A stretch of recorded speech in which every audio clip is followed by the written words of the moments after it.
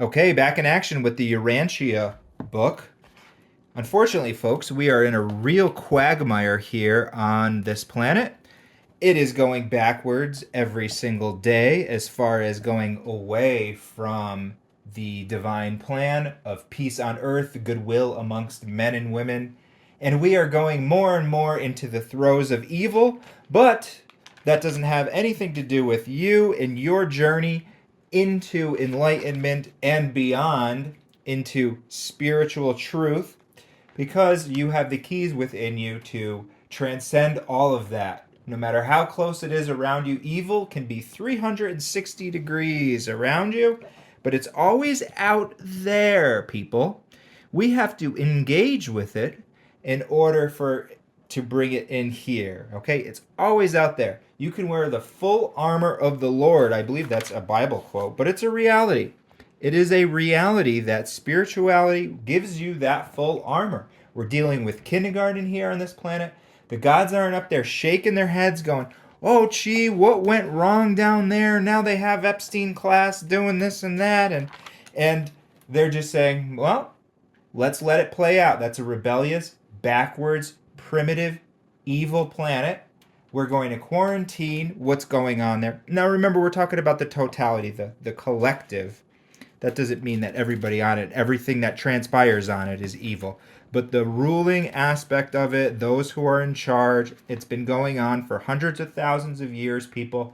There was a Jeffrey Epstein in 100,000 BC. There was another one in 150,000 BC. And there was one, it's just a, what's the word?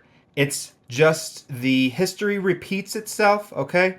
They call them Caligastia, Dalagastia in the Urantia book. And I'm not saying anything about who and what these people's actual makeup is. I don't care. It's not an interest of mine into dwelling into it. And don't fall yourself into the trap of trying to figure it out. You can't. You can't figure out the ways that they're connected and who's doing this and who's doing what and everything like that, okay? What we do is we can just see it, acknowledge it, and say, that is not the way. What can I do to serve my fellow man, to make this time on this kindergarten, because that's what it is, a little bit better? And I am going to move on if I can. And who knows what's going to happen to the planet? That's the other thing to note. We don't know if the ship is going to go down. That's one possibility, that the ship is already going down, and now this mission is about how many are we going to save off of the ship through spirituality. Or perhaps we get it together, and that's what this video is about. If we can get it together, people, we could be so strong that we could completely turn the tides of the planet. This is not normal to have this ruling class that's raping and pillaging the people and also the resources and funneling it up. Now, the other thing, too, remember, that is not the only evil influence here. The person who gets mugged on the street, they're not thinking about, or that had, maybe gotten a car accident with a drunk driver and had their kid killed in the drunk driving accident. That wasn't Epstein, okay? That wasn't the Epstein class. That was your common type of criminal. So we got these two types of things happening simultaneously. You got your blue collar, you got your white collar crimes. The book addresses both of them, people, okay? And the cleanest way, the easiest way to understand how we unwind from that is through this simple quote: as you change your world, you change the world around you. As you change your lifestyle, you change your life. Now let's look at this quote because it sums this up perfectly. If we can literally have the power to vanquish time and transcend space, we will be an unstoppable force. And this isn't wishy-washy thinking. And it might not even happen within this lifetime, but we can set the ball rolling. We can get this into the mainstream. These concepts and these ideas about faith and about service and how that it just doesn't end there, as in it's not boring. It is an absolute, like, the levels that are available to you right now in this lifetime are absolutely profound. Some of your Eastern mystics have hit on it, and they're not the only ones, but they're famous for it, for getting to these transcendent types of levels. But they're real and plausible, and they're beyond joyful and blissful. You can't even really describe it in words. But if enough people do that, then we don't need to necessarily figure out how we're going to, it's just going to happen. Because let's look at this quote, and we're going to talk about a procedure here. The first part of the quote says, when physical conditions are ripe. So let's break that down. When physical conditions are ripe, that means when your body is in a good state. Ripe would mean that it's not diseased, it's not sickly, it's working well, it's working the way that it should be. Oops, I'm having a little focus here. Okay, let's take this thing out. When physical conditions are ripe, that is what kicks this off. So think about your lifestyle changes when you think about physical conditions being ripe. Diet, exercise, those sort of good, positive things. Now let's go to the next phase. What happens when you get that ripe? And remember, anything less than ideal yields less than ideal results. So somebody might say, well, does that mean that I have to give up ice cream? I really want to bring ice cream.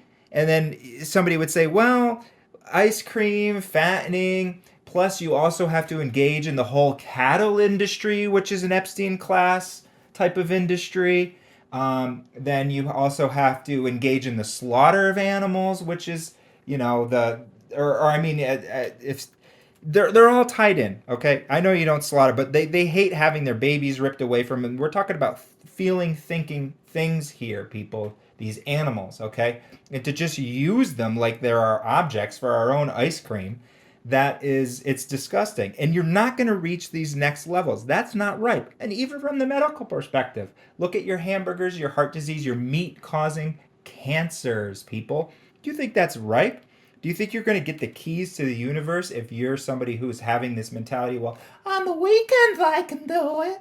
Well, no, that's less than ideal, and it's going to yield less than ideal results. But would I blame somebody for having that mentality? No, that's where they're at. That's simply where they're at.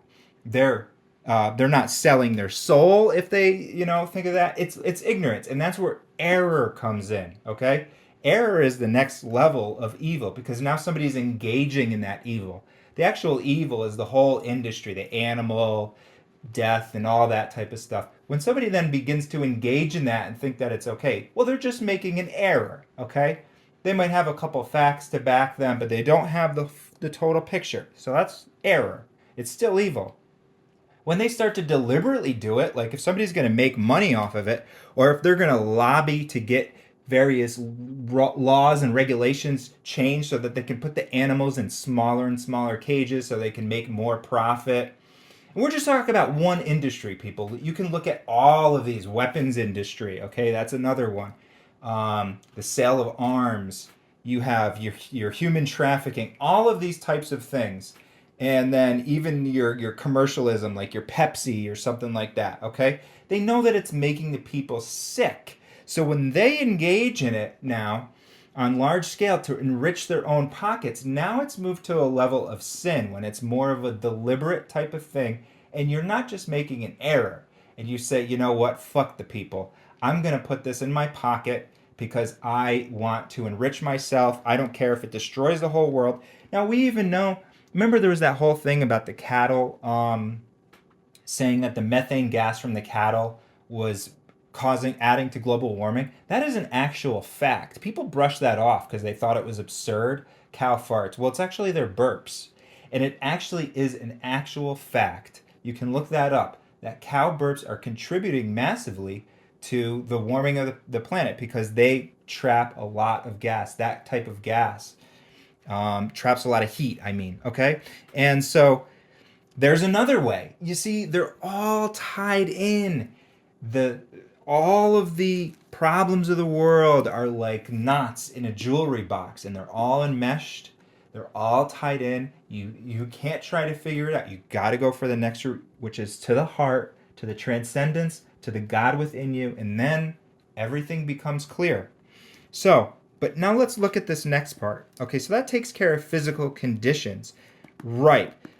Um, this one right here shows that if people say, does that mean I can't be human? Geez, isn't it part of the human thing to sit down to a nice juicy steak and dive into it?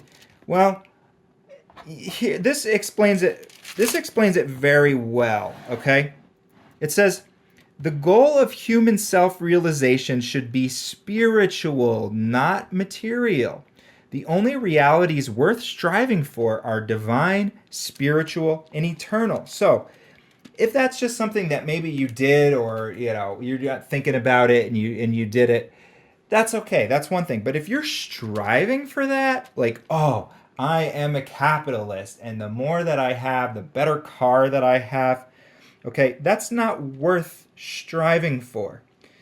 Mortal man is entitled to enjoyment of physical pleasure. See, it says it right there. You don't need to be, I think it's called an aesthetic that just doesn't even touch anything pleasurable and that sort of thing. Enjoy them. Enjoy delicious, delectable vegetables and fruit. And you can have all of those taste sensations. And in fact, your taste buds actually begin to come back in stronger ways. So when you taste a delicious apple or something like that, it's even better. Into the satisfaction, and this, remember, this diet, that's just one thing. I'm pointing that out now because it's such a real example, and so many people are obese, and that thing that we all struggle with, me too, myself included. But I've decided that I don't want to partake in. I want to unwind. I don't want to put money in their pockets. First of all, I don't want to put a dime in Pepsi's pocket. It's hard to unwind from it. I will definitely, and so that's why I wouldn't judge somebody or blame somebody for it. They come home from work, spending their whole day's work lining these people's pockets, and then they come home and they say, "Man, what am I doing here? I'm still poor. I'm lining this guy's pocket. He's getting wealthier and wealthier. I'm still poor. I'm gonna have a beer." So you see that cycle continues, because then now your mind is not attuned to the spiritual realities, the higher vibrations, the things that are going to give you the inner strength in order to say no the next time, and to not spend your hard-earned money on that and give it to somebody else who's going to use it to and traffic people, or buy governments and buy laws and that sort of stuff. You're saying, I'm not giving you that. Imagine if everybody did it. I mean, that's why I'm saying it's a long way off, and maybe even impossible at this point. I don't know. Mortal man is entitled to enjoyment of physical pleasures and to the satisfaction of human affections. Okay, your sex satisfaction, your love, your being in a relationship, but monogamous. That way it's in tune with, not only, again, you can look at these things from every single angle. You don't have to deal with the STDs if you're going the monogamous route, and you don't have to deal with the emotional ups and downs, and you can build that strength of character, more importantly, and you enjoy the human affection. Okay? So it's not a denial, people. It's a prioritizing. This is a perfect paragraph about prioritizing.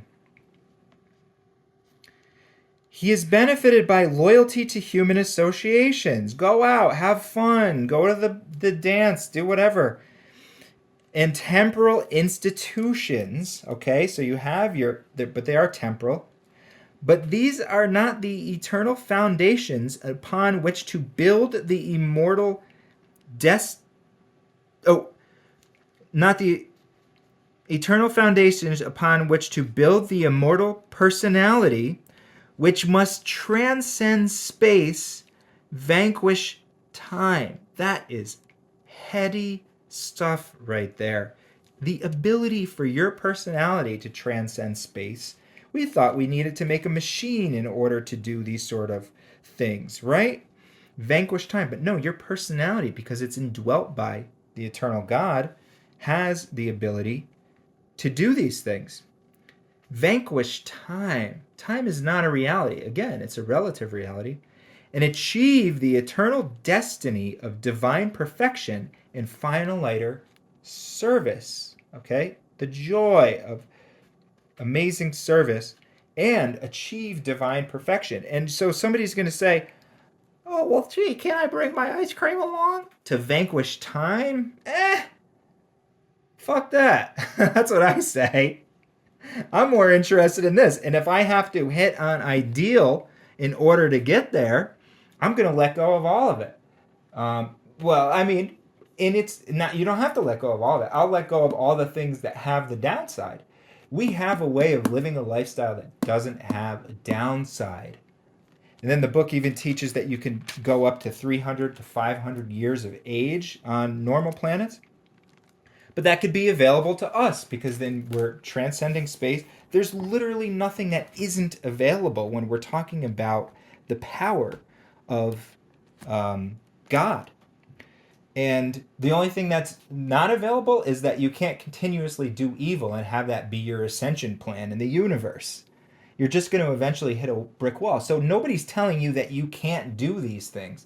Remember, this book, Coming to the Divine, is all a list of do's. Do transcend. Do hit on these higher levels of understanding. But it is it's saying that if you do continue one of these things, then you're just eventually going to hit a brick wall. And that's just the way that the universe is set up. Because who would want this type of planet to be the... This is just, you know, there's, I mean, and if you're doing fine, then that's great. I want you to do fine, but you got to think of you got to think of the victims out there. And we want to make a planet that doesn't have that many victims and even work towards one that has none at all. All right, so let's move on towards this. So when the physical conditions are ripe, sudden mental evolutions may take place. And those are your sudden in italics because it's boom, your epiphanies. Oh, I see, I get it. Your aha moments, okay? When mind status is propitious, meaning favorable. So now what you're doing, your mind is evolved, and now when its status is either calm, it's at this peaceful state, you've done your meditation, you know how to still the mind, as they call it in the East, sudden spiritual transformations may occur. So we're highlighting the sudden word because now all of a sudden you're reaching the next level. It's not just about the mind anymore. You're realizing that there's more to reality than the mind. When spiritual values receive proper recognition, so now you're looking at the value level and you're saying, why is that like that? What is the value behind that? Oh, well, it's love, it's service. These are the fabrics that the universe is built upon. And then you're recognizing yourself as a part of that universe. And you're saying, I want to be at one with that. That's given proper recognition. Then what happens? Well, cosmic meanings become discernible. You understand the breadth of the cosmos. And you're understanding beyond your limited point in state, okay? Or point in time and space. You're already beyond time and space at that point, but it says increasingly, then even more so, the personality is released from the handicaps of time and delivered from the limitations of space. So again, this ties into the previous statement. We have the ability, and I know this from personal experience, I call it astral traveling. People call it whatever there's other words, lucid dreaming or something like that, where you can leave your body consciously and you can go and commune with advanced beings. You can, journey to other planets, and you have this power within you. But it really takes, I had to become a vegan. And then even when I was a raw vegan, I had even more experiences that were profound, that were, I can't even describe them. I can describe astral traveling because I could say, It's like a dream, but you know you're there, and then you can ask to go places, and you can see these other worlds and spiritual spheres and talk to these advanced beings. And the thing is that you know it's not fantasy or wishful thinking or that sort of thing because you are at such a high level of mind status, as in your mind is so clear and calm. You're taking away the drug aspect of it, and you are just experiencing reality for what it is, and it just never ends. Um, I thought I was gonna make it, but anyways, then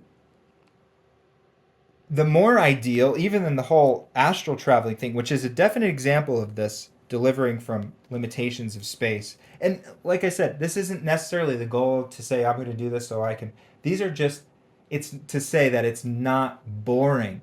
It's not like, oh, that sounds like a boring lifestyle that you're just going to eat fruits and vegetables and you're not going to drink. What about the party? How are you going to have enjoyment? How are you going to have the enjoyment that comes is so much more profound and the understanding and just that there's no downside. There's no getting sick in the morning. There's no getting sick at all. Uh, and yeah, prevention is the cure. Okay. I'm not, giving people medical advice or anything like that. I'm just, that's something that we know. If you change your lifestyle, then you will experience less medical bills.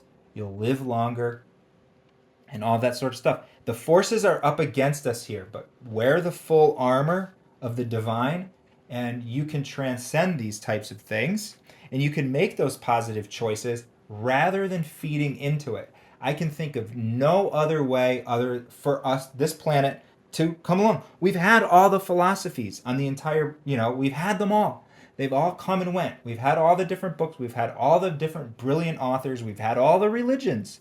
And this book isn't a religion.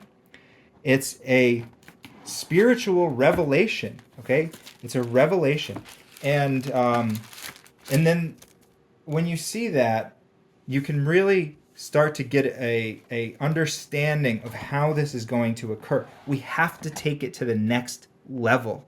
We have to take it to the spiritual if we want to do any sort of change within our own lives and collectively, because we're always working on both of those levels, individual and collective. So, I don't know what the takeaway is other than we got to shoot from the heart. We got to be sincere about it. And that is the way that it's going to unwind. We have to unwind from, well, we don't have to, but it's just going to keep perpetuating if we don't. So hopefully that will give you some strength in order to make those positive choices.